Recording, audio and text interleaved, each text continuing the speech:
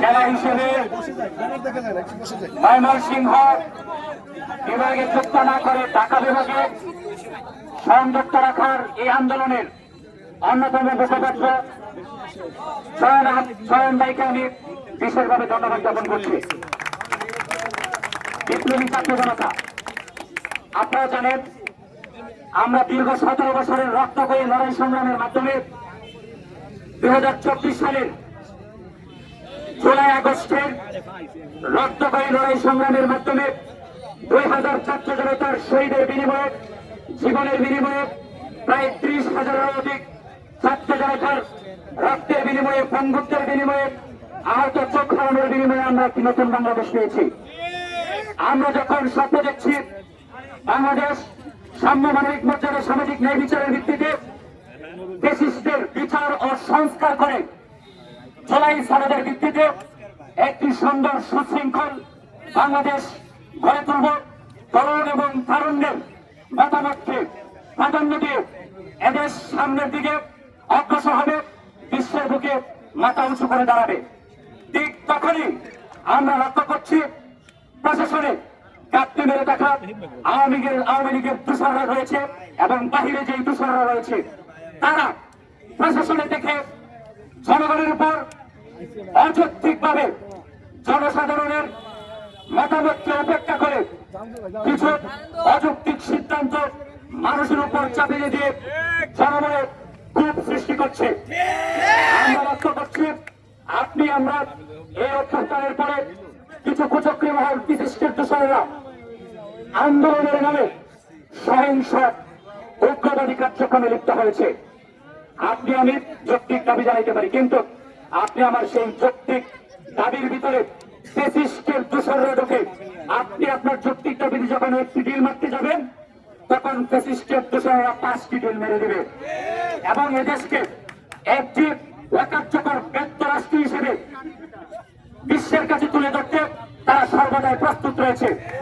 আমরা বলতে চাই, আপনি জেলার দাবি করেন, আপনি নতুন করে আপনার ভাতা বাড়ানোর দাবি করেন, আপনি চাকরিতে পদোন্নতির দাবি করেন, আপনি নতুন করে আপনার কোটার দাবি করেন, চাকরিতে বয়স বৃদ্ধির দাবি করেন, আপনার অনেক দাবি।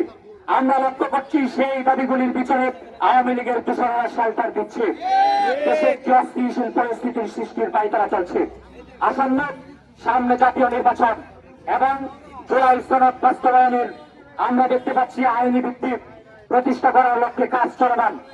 এর ভিতরে আমাদেরকে সজাগ থাকতে হবে। সকল এই গণঅভ্যুত্থানের শক্তিকে, ছাত্র জনতাকে ঐক্যবদ্ধ থাকতে হবে।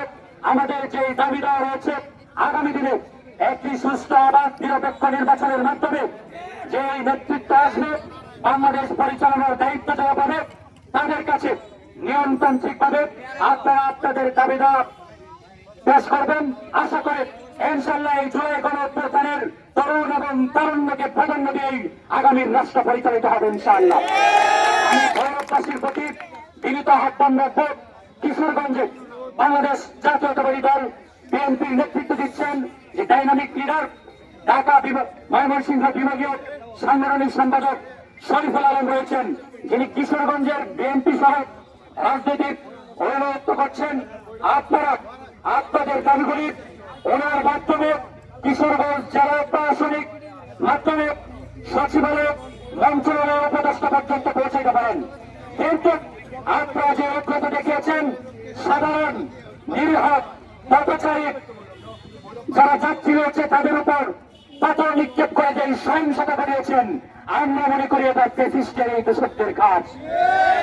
আমরা অনতি বিলম্বে এদের সাথে যারা জড়িত রয়েছেন তাদের গ্রেপ্তারের দাবি জানাচ্ছি এবং যদি আমাদের কিশোরগঞ্জকে সুশৃঙ্খলভাবে পরিচালনার নিমিত্তে জেলা করতে হয়, কিশোরগঞ্জকে সাংগঠনিকভাবে বিকেন্দ্রীকরণ করতে হয়, কিশোরগঞ্জকে প্রশাসনিকভাবে বিকেন্দ্রীকরণ করতে হয়, সেটা আপনারা সুশৃঙ্খলভাবে দাবি জানাবেন।